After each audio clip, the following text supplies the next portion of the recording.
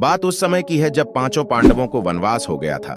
वनवास जाने से पहले पांडवों ने भगवान श्री कृष्ण से पूछा, हे श्री कृष्ण, अभी यह द्वापर युग का अंत काल चल रहा है, आप हमें बताएं कि आने वाला कलयुग कैसा होगा।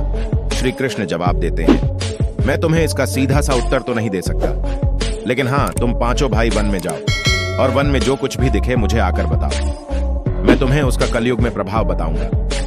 इसके बाद पांचों भाई वन में चले गए।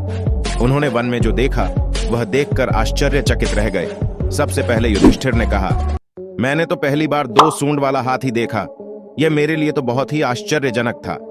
भगवान श्री कृष्ण कहते हैं, धर्मराज, अब तुम कलिकाल की सुनो।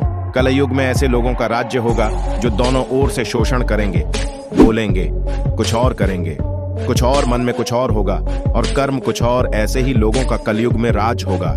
तुम कलयुग आने से पहले तक राज्य कर लो। युधिष्ठिर के बाद अर्जुन ने कहा, मैंने जो देखा है वह तो कहीं ज्यादा आश्चर्यजनक था। मैंने देखा कि एक पक्षी के पंखों पर वेदों की रचनाएं लिखी हुई है, पर वह पक्षी मुर्दे का मांस खा रहा है। श्री कृष्ण कहते हैं, कलयुग में ऐसे लोगों रहेंगे जो बड़े ज्ञानी कहलाएंगे, विज्ञान की चर्चा करेंगे, लेकिन उनके आचरण राक्षसी होंगे। अर्जुन के बाद भीम ने अपना अनुभव सुनाया। भीम ने कहा कि गाय अपने बछड़े को इतना चाटती है कि बछड़ा लहूलुहान हो जाता है। श्री कृष्ण कहते हैं, कलयुग का मनुष्य शिशुपाल हो जाएगा। कलयुग में माओ की बच्चों के लिए ममता इतनी बढ़ जाएगी, उन्हें अपने विकास का अवसर ही नहीं मिलेगा। भीम के बाद सहदेव ने पूछा, हे श्री कृष्ण, मैंने जो देखा, मैंने यह देखा कि 5-7 बड़े कुओं के बीच एक गहरा कुआं बिल्कुल खाली है, जबकि ऐसा संभव कैसे हो सकता है।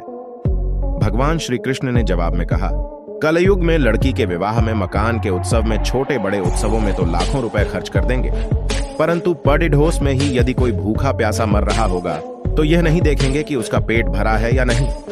सहदेव के बाद नकुल ने श्री कृष्ण को बताया कि मैंने भी एक आश्चर्य देखा है कि एक बड़ी सी चट्टान पहाड़ पर से लुढ़की वृक्षों के तने और चट्टाने भी उसे न रोक पाए, किंतु एक छोटे से पौधे के स्पर्श से ही वह बड़ी चट्टान रुक गई।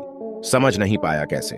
श्री कृष्ण ने कहा, कलयुग में मानव का मन नीचे गिरेगा, उसका जीवन पतित होगा। यह पतित जीवन धन की सिलाओं से नहीं रुकेगा, न ही सत्ता के वृक्षों से रुकेगा, किंतु हरि नाम के एक छोटे से पौधे से, हरि कीर्तन से मनुष्य जीवन रूपी पौधे का पतन होना रुक जाएगा। इसलिए भक्तों, हरि भजन कलयुग में मोक्ष पाने का एकमात्र उपाय है।